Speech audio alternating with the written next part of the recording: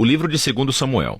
Confira o vídeo sobre o 1 Samuel, no qual foram apresentados os 3 personagens principais do livro, Samuel, Saul e Davi. E também ao conceito literário do livro, que primeiro apresenta Samuel e depois mostra a ascensão e queda do rei Saul, em contraste à ascensão do rei Davi. 2 Samuel conta a história de Davi como rei de Israel. E em 2 movimentos há uma temporada de sucesso e bênção seguida de uma enorme falha moral e as suas tristes consequências. E o livro termina com uma conclusão muito bem feita, que volta a refletir sobre o bem e o mal na vida de Davi, criando esperanças para que um rei venha de sua linhagem. Então, a história em 2 Samuel começa após a morte de Saul, e Davi surpreende a todos com uma composição de um longo poema onde ele lamenta a morte do homem que tentou assassiná-lo. E mais uma vez, o autor apresenta a humildade e a compaixão de Davi. Ele é um homem que lamenta até mesmo a morte de seus próprios inimigos. Após isso, Davi vivencia uma temporada de sucesso e bênção de Deus. As tribos israelitas pedem a Davi que unifique todas as tribos e torne-se seu rei. Sendo assim,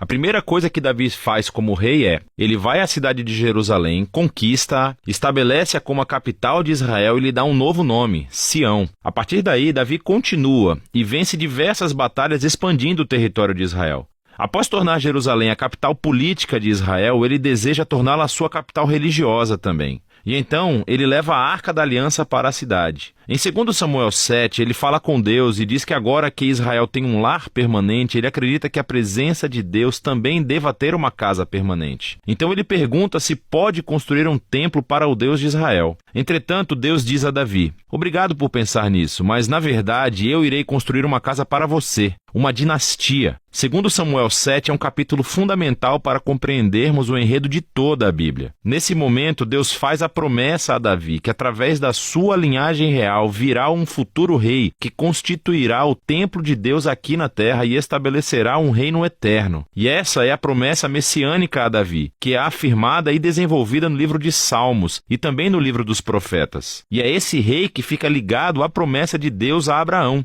O futuro reino messiânico será a maneira como Deus irá trazer a sua bênção para todas as nações. E é aqui, no meio de toda essa bênção divina, que as coisas se tornam terrivelmente mal. Davi comete um erro fatal. Não é fatal para ele, mas para um homem chamado Urias, um dos estimados soldados de Davi. Do seu terraço, Davi vê a esposa de Urias, Batseba, tomando banho. Davi a procura, dorme com ela e a engravida. Então ele tenta encobrir a coisa toda, assassinando Urias e casando-se com ela. Isso é simplesmente horrível. Então, quando Davi é confrontado pelo profeta Natã sobre tudo isso, ele imediatamente assume o que fez. Ele está despedaçado, arrependido e pede a Deus que o perdoe, e Deus o faz. Entretanto, Deus não elimina as consequências das decisões de Davi. E como resultado da sua terrível decisão, a família de Davi, o seu reino, tudo desmorona. Isso transforma essa sessão em uma história trágica, muito parecida com a queda de Saul. Os filhos de Davi acabam por repetir os erros do pai, mas de uma maneira ainda mais trágica. Amnon abusa sexualmente da sua irmã, Tamar, e o seu próprio irmão, Absalão, descobre tudo e manda assassinar Amnon. E então, Absalão arma um plano para destituir o seu pai, Davi, do poder, e dá início a essa rebelião de larga escala. E assim, pela segunda vez, Davi é forçado a fugir de sua própria casa e se esconder no deserto. Só que desta vez, ele não é um homem inocente. A rebelião termina quando o filho de Davi é assassinado. E isso parte o coração de Davi, e mais uma vez ele lamenta sobre o homem que tentou matá-lo. Durante os seus últimos dias, Davi volta ao trono, mas como um homem destroçado. Ele está ferido pelas tristes consequências do seu pecado. O livro termina com um epílogo bem elaborado, com histórias que estão fora da ordem cronológica, mas elas formam um projeto literário simétrico excelente. Assim, o par de histórias externas acontecem no início do reinado de Davi, e elas comparam as falhas de Saul e depois de Davi, e como cada um deles feriu as outras pessoas por meio de suas más decisões. O próximo par interno de histórias é sobre Davi e o seu bando de homens poderosos que lutaram contra os filisteus. E o interessante é que as duas sessões contam uma história que mostra a fraqueza de Davi na batalha. Então, em contraste ao Davi vitorioso dos capítulos 1 a 9, vemos aqui um Davi vulnerável que depende da ajuda dos outros. O centro do epílogo tem 2 poemas que atuam como memórias e Davi reflete sobre a sua vida. Ele se lembra dos momentos quando Deus o resgatou do perigo graciosamente. E ele os vê como momentos em que Deus foi fiel à sua aliança e fez uma promessa a ele e à sua família. Os 2 poemas terminam olhando no passado, relembrando a esperança da promessa de Deus de um futuro rei que construiria o reino eterno. Esses poemas e, logo, a promessa de Deus também fazem conexão com o poema de Ana que inicia o livro. Assim, essas passagens-chave do início, do meio e do fim do livro unem os seus temas por completo. Apesar da maldade de Saul e Davi, Deus continuou trabalhando em direção aos seus propósitos de redenção. Deus se opôs à arrogância de Davi e Saul, mas exaltou Davi quando este se humilhou. Então, a esperança futura desse livro vai muito além do próprio Davi. É um olhar para o futuro, para o rei messiânico, que um dia trará o reino de Deus e a sua bênção a todas as nações. E é disso que se trata o livro de Samuel.